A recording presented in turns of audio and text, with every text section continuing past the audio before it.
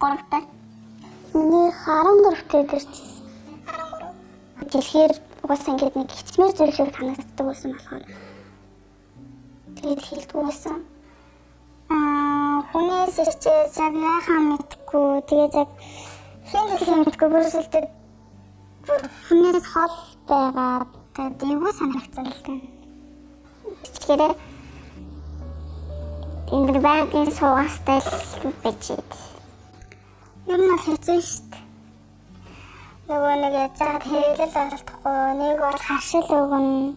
Тэгсэн асуусан байхгүйсэн болохоор аягүй.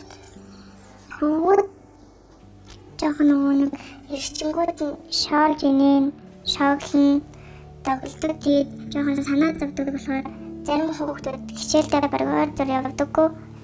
Тэгээд сургуультай ер нь бол явах хүсэлгүй болчихсон.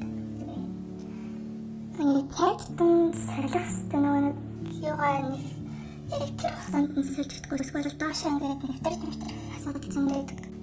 найрын цас надаа тийм Гэрмэртэй ганцаар үйлчлүүлээд тэгээд яг муу хэрэглэхгүй хуснуудаас хаачлаад дөрүүлж жаал хийдэг удаа байгаа.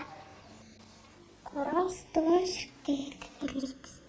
3-4 хэрэгэл бол хэрэгэлдэг. Тэгээд өдөрт 3 шалган гэхэр чи маш их мөнгө орно. Тэгээд бас дээрс нь гэраны юу цалингийн тооцоо гэдэг олон марлаа их хүн дахаад бас дээрс нь өдөрт 3-аас суулжуулж чадахгүй. Ингээд манай хоёр дуу болно. Минийх ингээд 3-аа ингээд хаяада бараг ойртоо ингээд зэрэгтэй. Тэгэхээр яг ариун цэврийн хэрэглээ үед бас нөгөө нэг яг ингэвийнхаас их хэрэг болдог.